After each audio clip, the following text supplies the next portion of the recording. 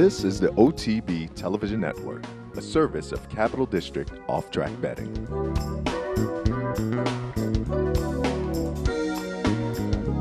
The half mile in 45 3/5 seconds. The field comes off the turn and enters the stretch. It's Merry Meadow and Hot Stones. It's between those two now, with Ultimate Shopper back running in third. Calistoga continues to gain ground, but now there's just a 16th to the finish. Merry Meadow and Hot Stones, those two are right together. They come down to the wire.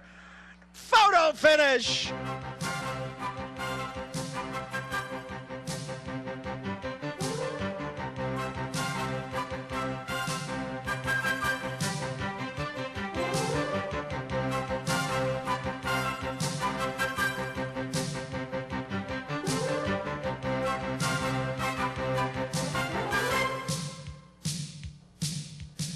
Good morning, everyone, and welcome to Down the Stretch. I'm Mark Cassano. On this morning's show, 4 very special guests from across the country, beginning right here in Albany with Mr. Roddy Valente, the owner of Hot Stones, who captured last Saturday's Bed of Roses. Then we'll go to Belmont Park and welcome in Mr. Alan Goldberg, who's got Tannery for this afternoon's New York Stakes.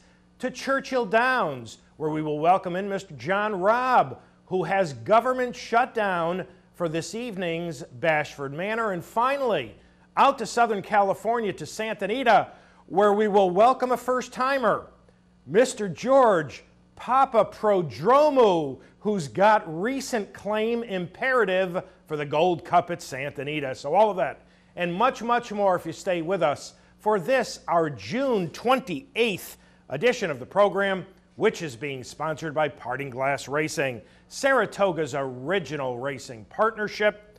Visit them on the web at partingglassracing.com. Good morning once again on this absolutely gorgeous June Saturday. Enjoy this weekend. We've got some good stakes action from coast to coast. And as I mentioned, we will be welcoming in 3 trainers, all with horses who have legitimate chances in their respective stakes races. But we begin. The New York Racing Association held its upstate press conference this past Monday in Saratoga, and as announced earlier this year, NYRA will invest nearly $2 million into improvements at Saratoga, which include about 500 new high-definition televisions throughout the facility, new high-def large-screen video boards, an enhanced sound system, which, by the way, is long overdue, improved wireless capabilities throughout the facility, upgrades to some of the bathroom facilities, more picnic tables in the backyard area.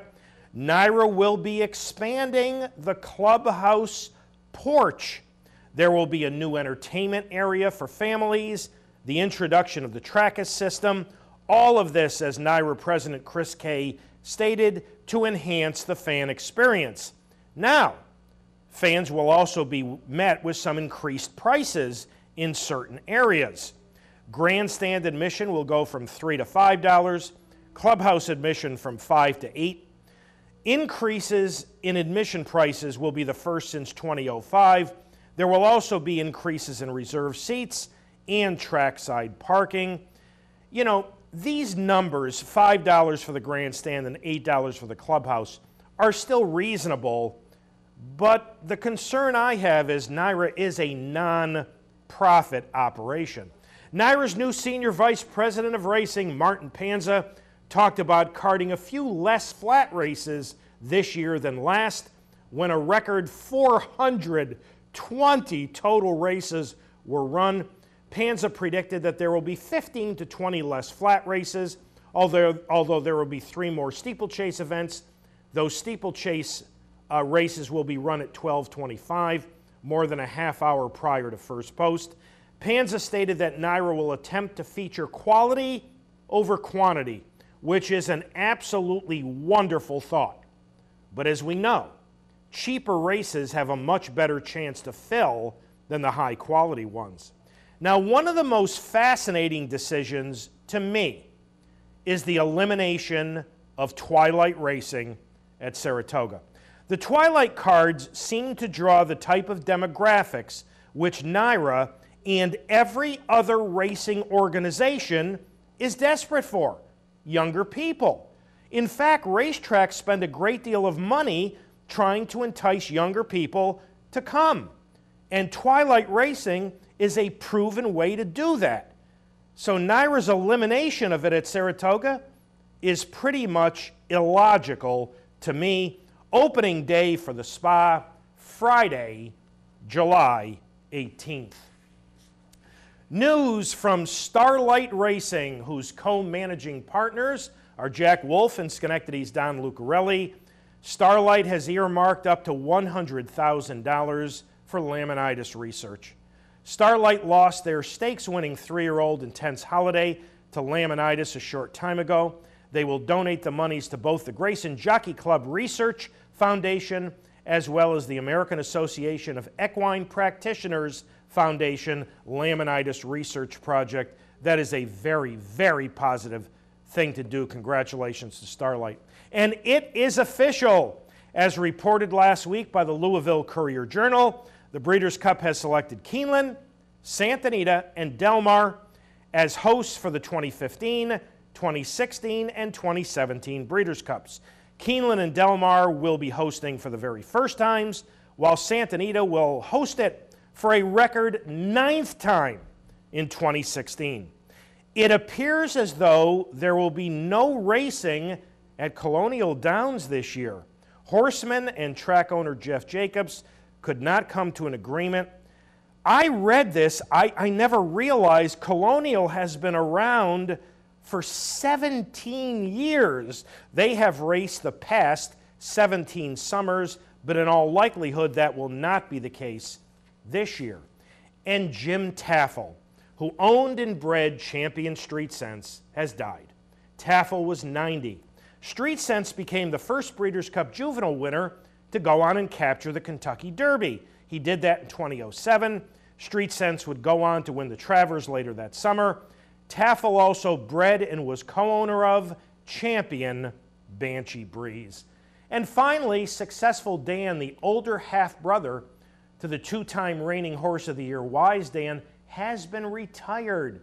The Charlie Lepresti-trained runner won 8 races during his career and just a few dollars shy of $1 million. And we are up to our first break on this June 28th edition of the show. Thank you so much for having joined us. When we return, Mr. Roddy Valente will join us as we go to the break last Saturday at Belmont, the wild applause for 3-year-old fillies on the proper surface. The 65 cent to the dollar favorite, number 5, Sweet Acclaim. So we'll take a look at the wild applause to the break. Back with Roddy Valente right after these messages.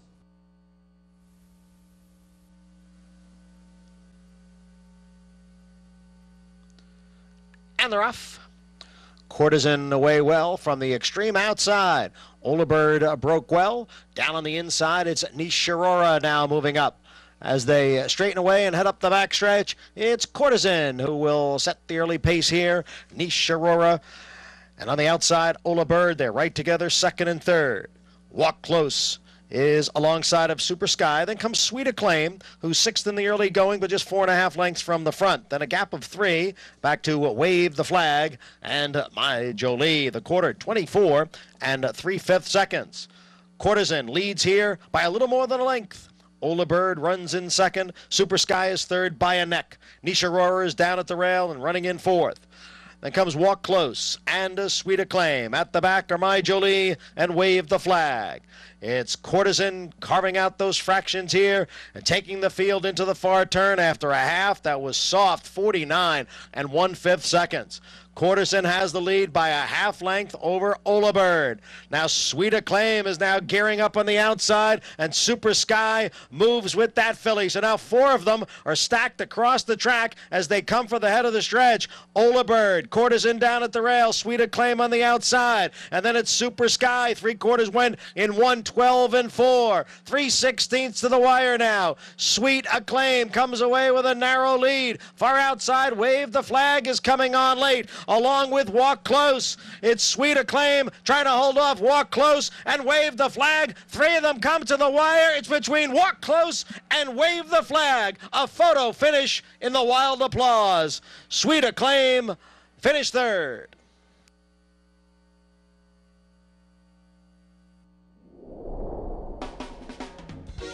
This is the OTB Television Network, a service of Capital District Off-Track Betting.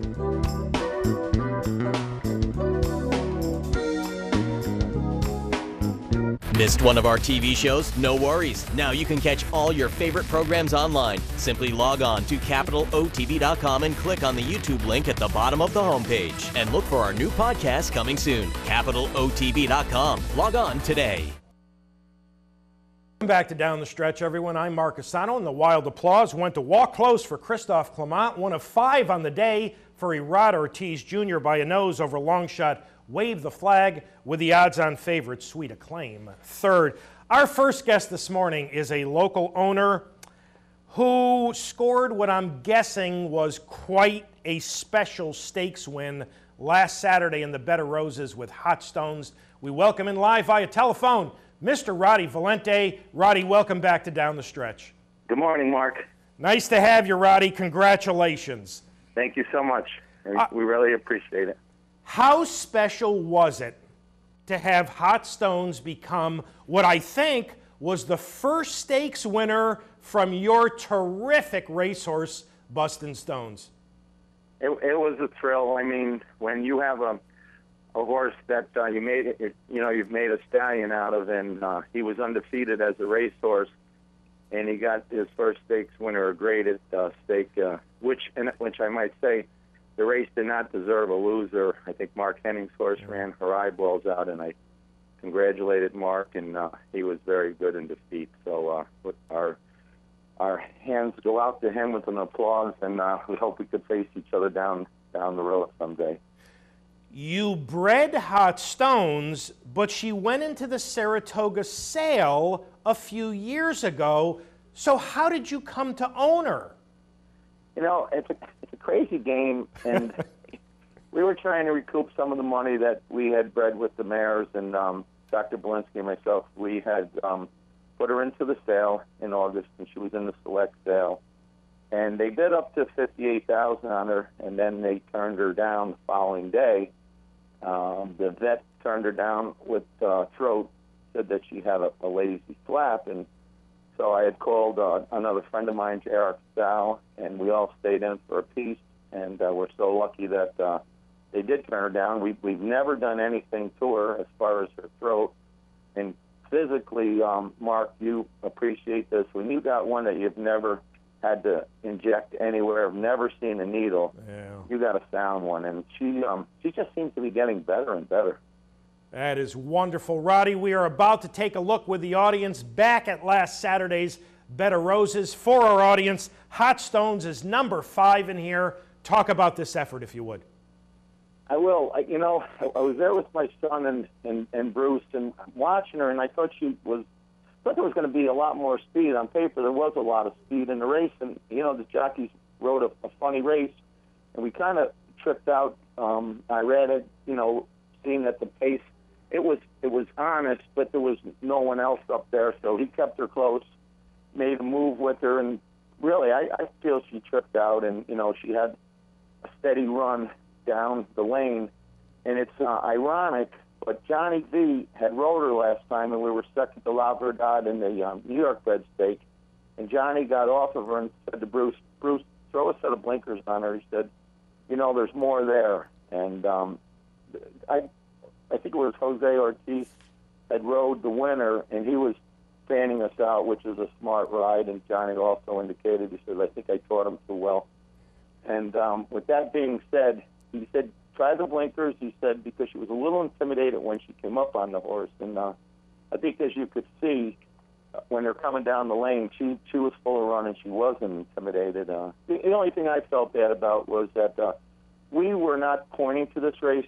She was doing so good that we supplemented her a week before, and Johnny was already committed and tried to get off the mount, but they wouldn't let her off. And Johnny came out into the paddock that day, and he said, Roddy says, I think you could win this race. And he says, we'll be rooting for you. The only problem I have is that I'm not on your filly. But that's basically how it all went about, Mark. And you know, Roddy, cutting back in distance, those blinkers probably helped get her into the race earlier a little bit better. No doubt about it. And, you know, it's funny because, you know, I know how most people would think you're going to go 2 turns with a hot stones, with busting stones, but she's won going a mile, going 2 turns on the inner, and the only time that she's been off the board, Mark, she basically hit the gate so hard, she came back, and we were unaware of it, and Bruce said to me, he said, Rod, she bled both nostrils. I said, really? I said, you know, 'cause she never gave us any indication, and then once he got her basically back into the paddock, he said she didn't bleed. She got her nose was bleeding from hitting the gate so hard, and that's what the jock had said. And that was basically the only time that she was off the board. And so I guess we're not really sure what distance we want to go with her. I mean, we may take a shot going long with her, going a mile and 1/8 to Saratoga. And it's still up in the air. Well, you were at Belmont for the Better Roses. It was obviously a very close finish. Did you think you won it? You know, that's funny. I thought we won it, but I was afraid. Like, you know, you're just nervous when you get that close to a graded stake, and I thought we won it, but I didn't want to like act like I won it because you know people are all outside, and I just said I'll really won't look too sharp if we got beat, but it could have went either way. Like I said, it was a very good race between them two. How'd she come out of the race, Roddy? Mark, fabulous. I mean, I'm telling you, Bruce had wanted to give her a couple extra days off, and after the first day, she stabled over at Aqueduct, and Mike's assistant has had her there. We have good luck at Aqueduct. I think it's a very healthy track to train on, and it's also a healthy track to train on during the season because they run 6 months over there. But after the first day we gave her off, Bruce wanted to give her like 3 days off, and Mike called Bruce. He said, I can't keep her in the stall. He said, she's gonna hurt herself. So she went right back to the track. You know, it's funny, Mark, but when fillies and mares get good, they get real good. Yeah. And, you know, they can run over their heads. Yeah. Now, you talked about the possibility of running her along at Saratoga, but you know, Roddy, there's the enticement of a Grade 1 in a race like the Ballerina. And you know, in looking at the filly and mare sprint division, if Baffert doesn't ship a filly like Midnight Lucky, who ran a hole in the wind, you know, at Churchill in last, that's a wide open division. Are you guys thinking about the Ballerina?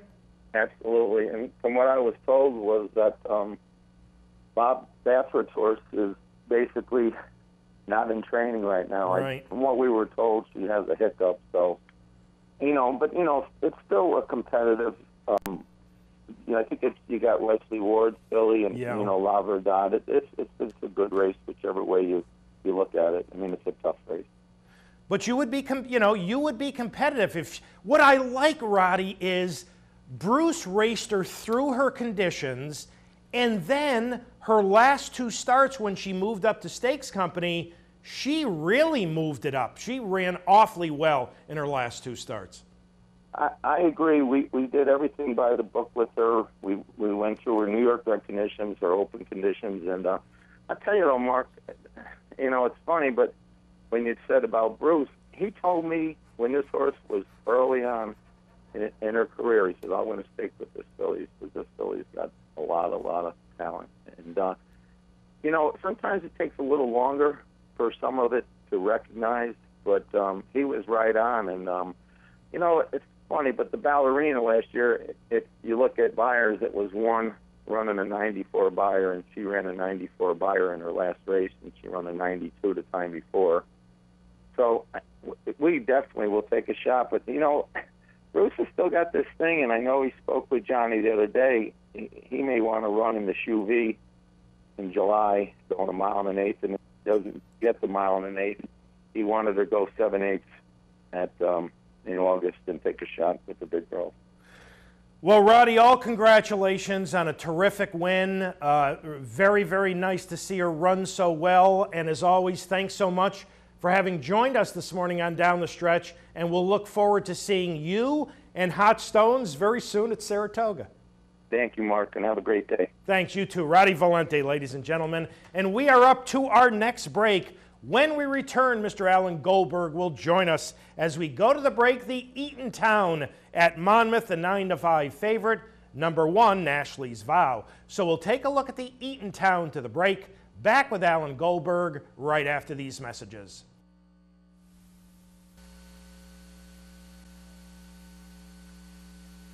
And they're off. Lonesome Town for that outside, right to the top. Medea broke sharp too. It is toward the inside, running in second, but Lonesome Town is first out of the chute and onto the main course. Nashley's Vow tugs up on the outside to be second. Medea's toward the rail in third. A break of 3 back to Triple Arch. Misty and Malibu, Rusty Slipper, and Dido at the back. They head for the clubhouse turn, so now Nashley's Vow really fighting Xavier Perez. She goes right to the front and leads by 4 as they make the turn.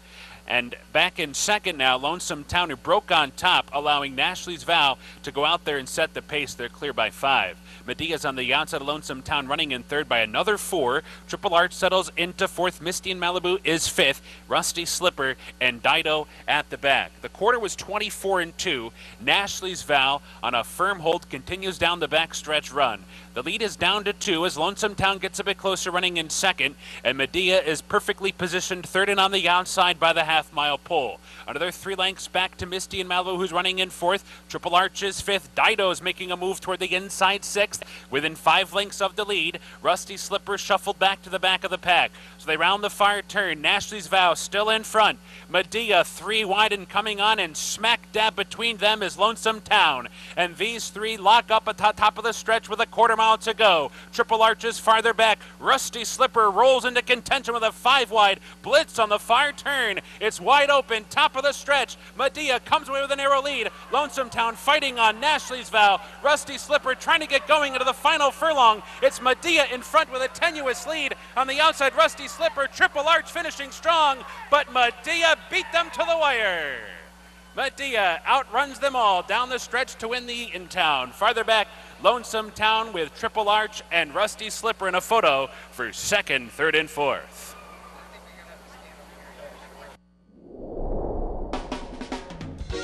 This is the OTB Television Network, a service of Capital District Off-Track Betting.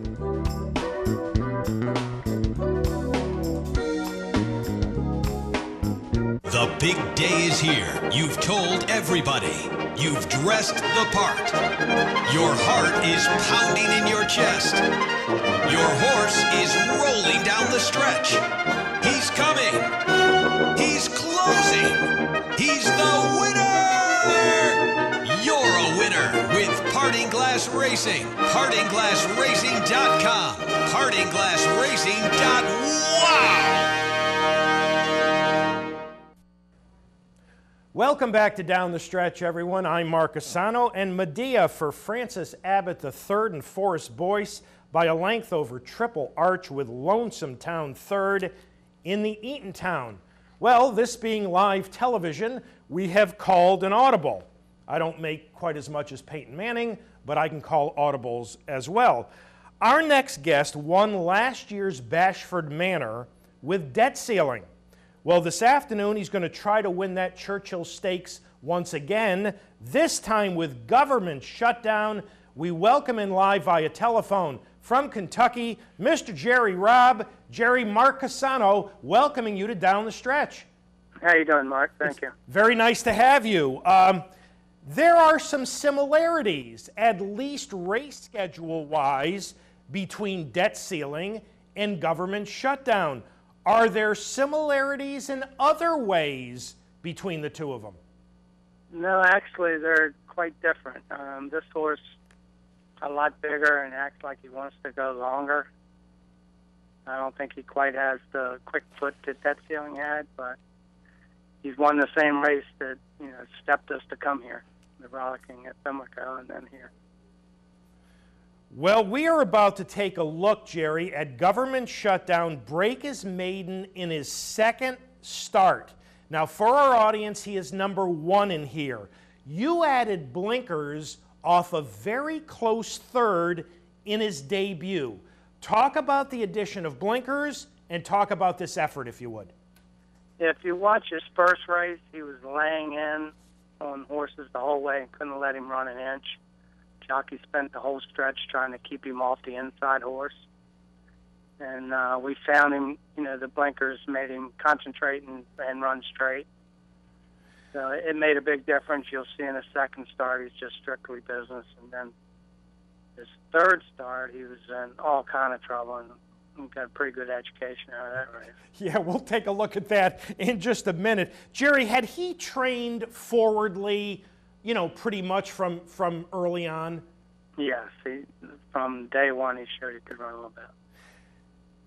His debut was won by Bessie's Boy, who subsequently came here to New York and handily won the Tremont. In his debut, he ran against the Wesley Ward horse, Hootenanny, who won in England. As a trainer, do you look at the company that he's keeping? You absolutely have to, follow the horses you're running against and hope they do well, and it just gives you a better line on what you're running against. Today I'm running against horses I know absolutely nothing about. Well, the Rollicking Stakes was next up for Government Shutdown. Again, for our audience, he is number 1 in here. You touched upon this briefly. Not the smoothest of trips, but he overcame everything to win handily. Jerry, talk about this effort, if you would. Yeah, he broke pretty good. He got pinched off. And when the dirt hit him, it kind of shocked him because he hadn't seen that yet. And he backed up pretty good. And at that point, we thought we were just going to have a rough day, but then he found a new gear and came running and won pretty easily. So many of these baby races are won by the colt or filly who's the most precocious, who has the most speed. But here, Government Shutdown had to overcome a number of obstacles, far from a perfect trip to win. I've got to think that's beneficial for a young horse to learn that much in a race. Absolutely. And we hope we get the benefit to that today. Yeah. Now, Jerry, how did he come out of this win in the Rollicking? Because I didn't see a workout for quite a while after this race. He came out with a little cut on his leg, and it blew up. He got a little infection, and I had to give him like a week off. And then he missed about 7 days, and then he's been training very well since. He's had 2 very good works since then. Are you worried at all about the 7 days that you missed with him, or has he recovered from that? No, not at all. He's fine. Now, last year you came to Saratoga with debt ceiling. Is that on the?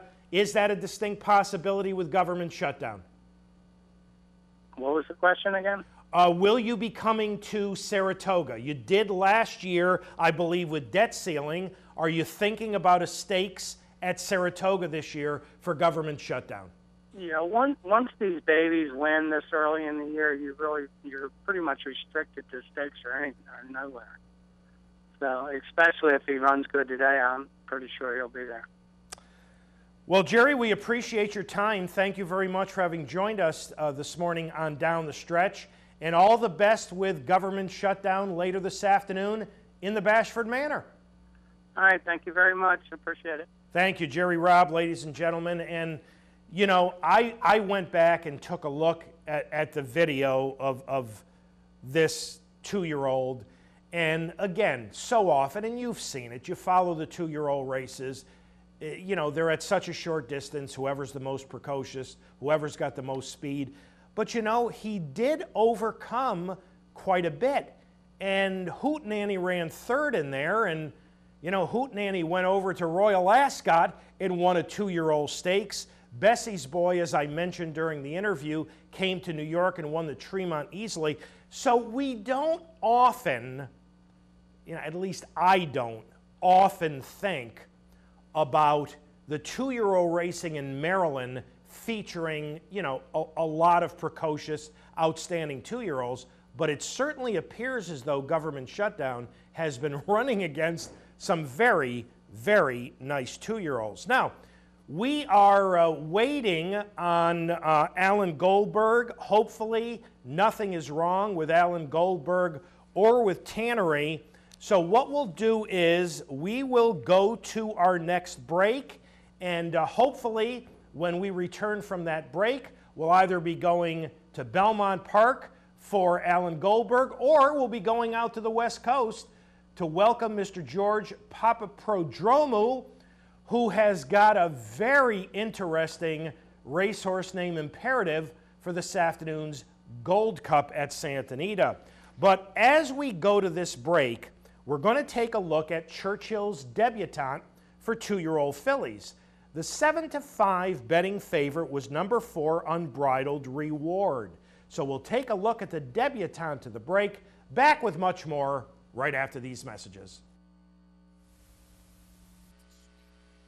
And they're all in line. They're racing in the debutante. A fast break for Unbridled Reward, and Alan Garcia sends her along to take the early lead. Irish Nuggets away running in second to the inside, while Promise Me Silver will sit just off the leaders, running in third. Old Sanish follows in fourth by 2, and then Roussan, and Rachel's Ready is last of them all as the field speeds up the backstretch. Unbridled Reward getting an early test here from Irish Nuggets on the inside, while Promise Me Silver sits 2 lengths off of them, and they went 22-1 for the first quarter mile. And now Unbridled Reward will be joined by Promise Me Silver, who makes her move after her midway on the far turn. Irish Nuggets is given way to third by 2.5, and then Old Sanish, Rachel's Ready, and Roussan. Unbridled Reward and Promise Me Silver have their battle at the top of the stretch, and they're head and head on the lead through a half mile in 45-4. They're into the stretch, and Promise Me Silver has taken to the lead. She goes to the inside, clear of Unbridled Reward, who now has been switched to the outside, but she's 2 lengths behind at the 8th pole. Promise Me Silver is getting away. She's 3 in front of Unbridled Reward as they come down to the line. And Promise Me Silver and Robbie Alvarado have won the debutante. Unbridled Reward was 2 lengths behind her. Roussan came late for third, and then Irish Nuggets and Rachel's Ready.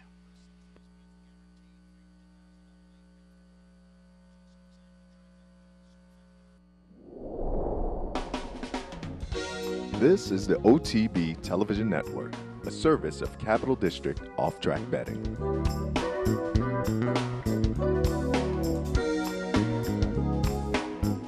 I got it. Watch me. I got it. Hey! I got something that makes me want to shout. I got something that tells me what it's all about. I got a move that tells me what to do. If you don't, brothers and sisters, then you won't know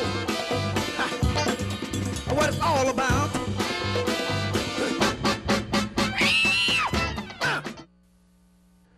Welcome back to Down the Stretch, everyone. I'm Mark Asano. My thanks once again to Jerry Robb for having joined us. And Promise Me Silver, a Texas bred for Brett Calhoun. Robbie Alvarado up, beats Unbridled Reward by 2 to capture Churchill's debutante. You know, this has almost become a pattern of late. Trainer claims a horse for a reasonable amount of money. Said horse improves dramatically and makes a lot of money. You might recall that we had Randy Morse on with Moonshine Mullen. He claimed that horse for $40,000, went on to win over $600,000 in a Grade 1. Well, our final guest claimed Imperative for $50,000 and has made over $1 million since. And he will start later this afternoon in the Gold Cup at Santa Anita. We welcome in live via telephone Mr. George Papaprodromou. George, Mark Casano welcoming you to Down the Stretch. Thanks, Mark. How are you? Well, I'm doing good, but I don't think I'm doing quite as well as you. This is a wonderful story, George. Okay, you claimed Imperative for $50,000 last December. What did you like about him? Pretty much I like his pedigree-wise. I mean, he's by Bernardini, and like I said, I mean, this horse, you know, horse like that by Bernardini, it's hard to buy them at the sales and all that. They pretty much go too expensive. So, I mean, he popped out there for 50, and you know, I just called up my Kenji Morinaga, my new owner, and we looked at him, and he looked good on paper, and you know, there was a few things we wanted to try with him. He never, you know, tried the dirt before. You know, when Hardy had him, he actually he ran once after 2 years, I think, on the dirt, but he didn't do that well. And we just gave it a shot, you know. Well, I think I might be giving you my phone number the next time you think you find another Imperative. Now, what did you think you were getting? I mean, I assume you didn't think you were going to be buying a horse who would earn over $1 million in the first 4 months. Yeah, like I said, I mean, he just, you know, a horse with a pedigree like that, and, you know, I wouldn't expect him to be like, you know, over $1 million, that's for sure, yeah. I mean, what can I say? We just got lucky, I guess. Well, here's the biggie, the Charlestown Classic, and for our audience, Imperative is number 7. George, talk about this effort going 3 turns on the bull ring at Charlestown. I mean, eventually he liked it, right? Yeah. He was, you know, we were a little concerned about that too, you know, like flying across the country to do that, you know, and all that. I came and do it, a great horse, and, you know, and what can I say? Like I said, he just handled it well, and shipped out there well, and, you know, he loved it. After you claimed him, you ran him a couple of times on grass, and you also ran him the first 2 times without blinkers. Then you added blinkers. What have the blinkers done for him? I think they helped him, like, focus a little bit, you know, like, you know, focusing for the other horses. You know, you always, like, look around a little bit, and we put the added blinkers on, and we changed we added the figure 8 too. So, it helped him a lot, you know, it just kind of like, it made him focus a little bit better, and just, you know, it just helped him a lot, so. No. Yeah, we raced him on the turf the first couple of starts because we couldn't get him on the dirt. There was no race for him. And after that, you know, there was no race, and the San Antonio came up, and then we just took a shot there and on the dirt, and then eventually he, you know, he just ran a huge race right there, ran second. So.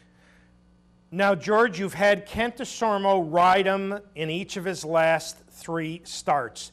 What has Kent said to you about, you know, how he's changed, the improvement that he's made? Kenya, it's like every day he's, you know, he said he's been maturing, like he's getting better and better every time, he said, and you know, he's doing, like I said, he's doing great right now. He's getting better every day, and I just like the way he's developing right now. You know, it's just he's becoming a different horse, and we're excited, and he's, you know, he's doing great, and like I said, it just everything's good. Now we know Kent had some problems earlier this week. Is he going to be able to ride this afternoon? Yeah, that was a little concern. Yeah, and everything's good. Yeah, they're gonna take it day by day with him, and you know, everything's good so far. Yeah. Now, as you mentioned, Imperative 3 starts back was very good in the San Antonio. I personally thought that Kent might have moved a little early that day, but he ran very well. And we just saw the Charlestown Classic where he ran huge. But in between those 2 races, in the Big Cap, which is at today's distance at the same venue, he ran poorly. What happened that day? I think, Mark, he ran his race at the San Antonio. He ran a huge race right there, and he probably, I'll say, maybe bounced, you know. So it's either that or Ken kind of left him far back, and, you know, he didn't have him close like he did at the San Antonio. So now he pretty much knows the horse. He needs to be close to the pace a little bit instead of just letting him drop way back, you know. And hopefully this time he'll do the same thing that he did at San Antonio and the Charlestown. He was kind of pretty much close to the pace, you know. So, but Game On Dude that day, he was, I guess, on his best, you know, he was on his game, and the track was kind of fast. And I mean, it was a crazy time that they went in, you know, and they left him all alone on the lead. It was hard to catch a horse like that. Like I said, a great horse like Game On Dude, you know. So. But he probably bounced, I'll say, you know. So, George, how concerned are you with the 10 furlongs this afternoon? I'm not that. I mean, I'm a little concerned, I'll be honest with you, but I think we should be okay. I mean, the way he raced, like I said, if he runs his race again like he did at San Antonio and Charlestown, we should be, we should be okay. You pleased with the way he's doing coming into the race? Yeah, he's doing great. We're just freshening him up a little bit since the Charlestown, and he's doing great. Yeah, he's doing great. I'm just looking to see a big effort of him again, out of him. What are future plans for Imperative? I mean, are you looking down the road at the Breeders' Cup Classic? Mark, you know what? I like to take it step by step. Let's just, let's just try to win this one, and then we'll go from there. So I'm very I just want to. I go race by race, and we'll go from there. So. Before we let you go, you're going to be running a couple of long shots on this afternoon's card, beginning with Redressed Balance in the 5th race. Tell us about her. We just claimed her not too long ago. She's doing good. We gave her a race the other day. She ran 3rd. She's a good filly. I think we got a little shot. I know she's a long shot. It's a wide open race on both races. It's a wide open race. And you've got My Monet in the 7th race, who's going to be a big price. Yeah, same with her too. I'm just gonna kind of let her, go on the lead, hopefully, and let her do her thing that she knows best. Last time, Corey, I think he kind of tried to rate her a little bit, and she didn't like that. So hopefully today, I'm just gonna let her roll and see what happens. Hopefully they won't catch her. George, how many horses do you have in the barn? We got 34 right now. 34, and how many of those did you obtain by claim? How many I claimed? Yeah. Probably maybe 10 right now. 10 or maybe 10 or 15, around 10. 10 or 15. Most of them are 2-year-olds, and some are the older horses I have. So. Well, George, all congratulations on an absolutely phenomenal claim with Imperative. I'll be sending you my phone number in case, I'll get my allowance from my wife. I'll send you my phone number. The next time you find an Imperative, let me know. Congratulations on all the success. Thank you very much. And good luck later this afternoon. Thank you. Thank you, George. George Papaprodromou. What? I mean, Randy Morse and Moonshine Mullen. I mean, that's fabulous. That's turning 40,000 into 600 and change in a relatively short period of time. This was turning 50,000 into over $1 million in the first 4 months. So, does that say something? I don't know, you tell me. Does that say something about the older handicap division, where if you get a sharp horse and can move them up just a little bit, which Randy Morse did with Moonshine Mullen, obviously George has done with Imperative, I mean, can you now take a horse from the middle-level claimers and not only be competitive, but win at the highest level? It certainly appears to be the case, at least with Imperative and Moonshine Mullen, and we wish George all the best. All right, we are up to our final break. Unfortunately, we have not been able to get in contact with Alan Goldberg, and again, we certainly hope that everything is okay with Alan and with Tannery. We will continue to try him. As we go to this final break, we're going to take a look at the Summertime Oaks, a new race at Santa Anita, where the 2-to-1 betting favorite was number 4, Delta Flower. So we'll take a look at the Summertime Oaks to the break. We'll be back with more right after these messages.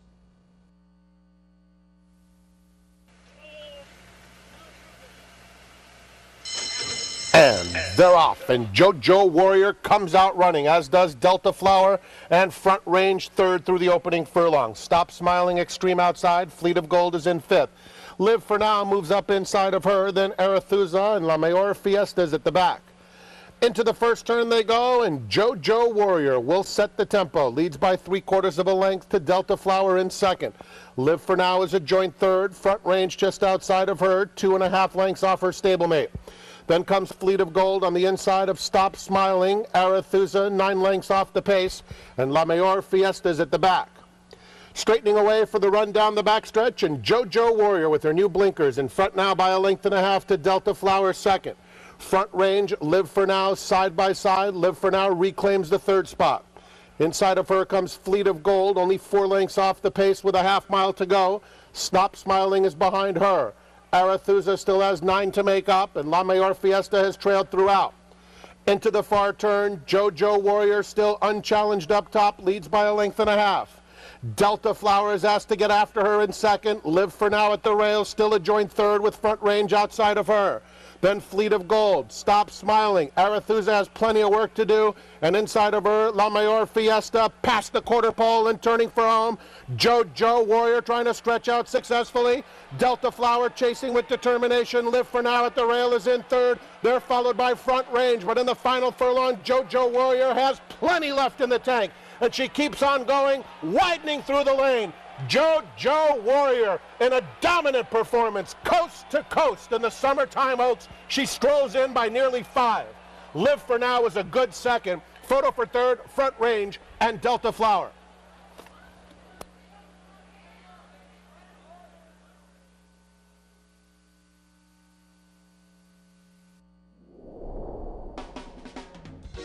This is the OTB Television Network, a service of Capital District Off-Track Betting.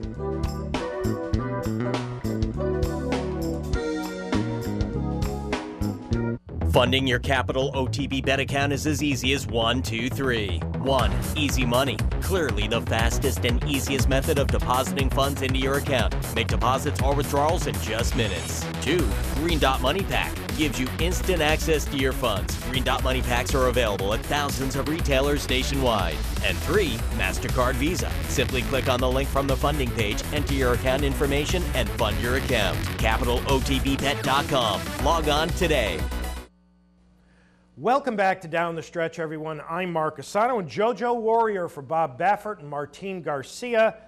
Wire to wire at Santa Anita. What a shocker, by 5 1/4 over Live for Now to win the Summertime Oaks. Well, unfortunately, we have not been able to get a hold of Alan Goldberg because Tannery is one of the major players in this afternoon's New York Stakes. A short field, only 6 entered, but on paper, a pretty competitive race.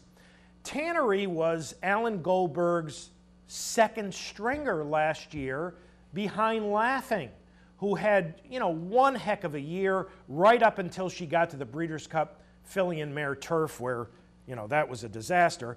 But Tannery is a 2nd stringer, this isn't a bad 2nd stringer. She won the Grade 2 Sheepshead Bay in May, and then she had a heck of a second half of the year. She was a very close 2nd to her stablemate, Laughing, in the Grade 1 Flower Bowl. She went north of the border and won the E.P. Taylor. She ran against the boys in the Red Smith and only got beat a half behind Imagining, who, is a pretty nice racehorse. Now, she has started only once this year, and it came right here in the Ms. Liberty at Monmouth Park. Now, she's not facing much in here. She's number 3, by the way, ready to take over on the outside in the burnt orange and turquoise silks. The thing is, while she didn't beat a whole lot in here, it was only 8.5 furlongs. 8.5 furlongs for Tannery is just getting warmed up.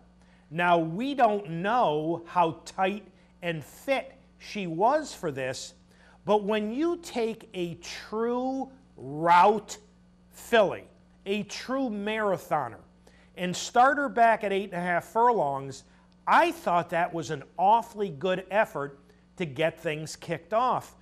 Because in one of the interviews we did with Alan Goldberg last year, when we talked about Tannery, he was actually somewhat concerned that 1.25 miles might not be long enough for her. She just likes to run and run and run.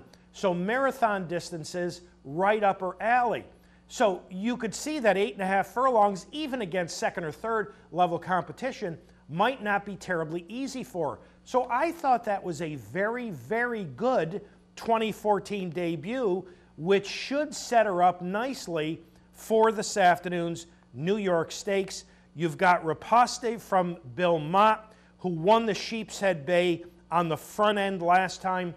I don't think, realistically, she's going to be in front this afternoon. You've got the New York bred Inimitable Romane, who overcame post 12 to win the Bewitch, going 1.5 miles at Keeneland in last.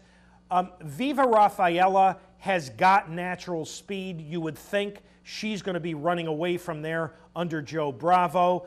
And then you've got Scampering and Gathering, who have been competitive in allowance races. If either one of those steps up and runs the race of their life, they've got a chance this afternoon. But Tannery should be sitting on a pretty good race off that effort in the Ms. Liberty, and I think she's the one to beat this afternoon, even though she may want to go a bit longer than this afternoon's 1.25 miles. I think she is the one to beat in this afternoon's New York. Now, next Saturday at Belmont Park, a very special day, the Stars and Stripes Festival, highlighted by the $1.25 million Belmont Derby Invitational and the $1 million Belmont Oaks, a pair of very rich turf races restricted to 3-year-olds. Now, Martin Panza, wrote these races at this time. NYRA put up a lot of money for these races, hoping to make them international races. And a number of foreign horses have been nominated for both races. But there's a major difference between being nominated and shipping over here to run. But those very, very rich purses and the fact that they're restricted to 3-year-olds may be enough of a lure to get some Europeans to come. I think the most fascinating American horse is going to be, my favorite 3-year-old grass horse, and that's Bobby's Kitten from Chad Brown. Bobby's Kitten, in my opinion, is the finest middle distance 3-year-old grass horse in North America. But the Belmont Derby Invitational is not middle distance. It's 1.25 miles. And the thing about Bobby's Kitten is he's pretty high strung. This is really, listen, I have been handicapping and watching races for many, many decades. I don't ever remember seeing quite this situation as we have with Bobby's Kitten. When he debuted at Saratoga last year as a 2-year-old, one of those 1.16 mile maiden grass races, he drew the extreme outside post with Joel Rosario. Joel had absolutely no problem taking him back, saving ground, and in fact, he took him back to last, and he ended up rallying for 3rd that day. In his next start, Chad told the rider, and I don't remember who it was off the top of my head. If it was one of the Ortiz brothers, I just can't quite remember off the top of my head. Chad told him to warm him up. After the post parade, warm him up pretty vigorously because we don't want him to drop as far back as he did in his debut. Ever since that day, this horse has shown a lot of early speed and at times been very, very difficult to rate. Now, when you go 1 mile or 1.16 miles and you're substantially the best, you can get away with that. He couldn't get away with it in the Breeders' Cup Juvenile Turf last year. The 2 Europeans ran by him. But going 1.25 miles, you've got to settle. I don't care how good you are, other than if you're Secretariat. I don't care how good you are. If you don't relax early on going 1.25 miles on grass, it's unlikely that even if you're better than the rest of the field, you're going to be able to stick it out. So I'm fascinated to see if Chad is going to try to stretch Bobby's Kitten out for that race next week. Global View, who Bobby's Kitten has already beaten going a middle distance of ground, maybe coming back for Tom Proctor. So the Belmont Derby Invitational, as well as the Belmont Oaks, should feature large fields. How competitive they are, we're not sure, but they should feature very large fields, and those are great races to bet. Large fields on the grass.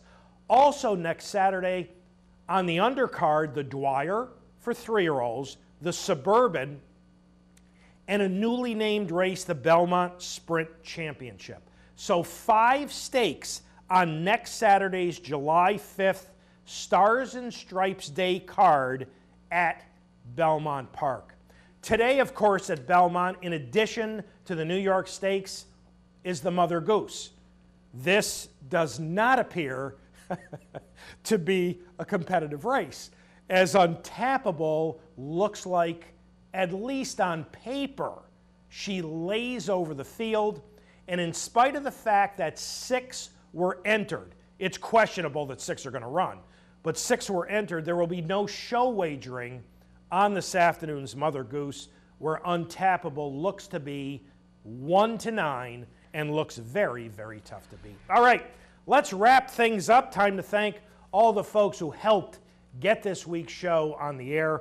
Here at the studios at the Clubhouse Racebook in Albany, our associate producer Julie Hoxie, as well as Brian Dorenzo. Back in the control room in Schenectady, Pat Peretta directed, Dino Contonacci on audio. Thanks to Pete Persico for helping with pre-production.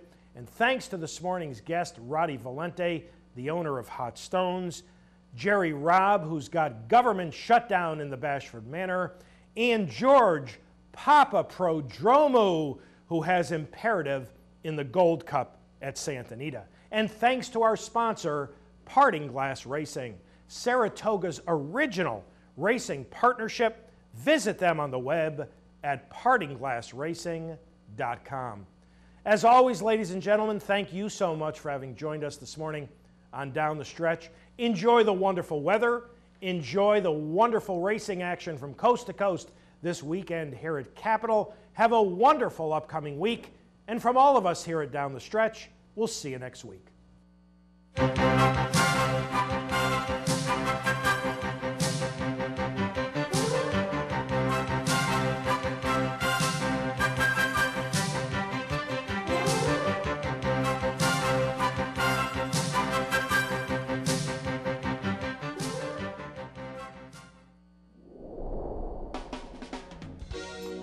You're watching OTB TV, a service of Capital Off Track Betting.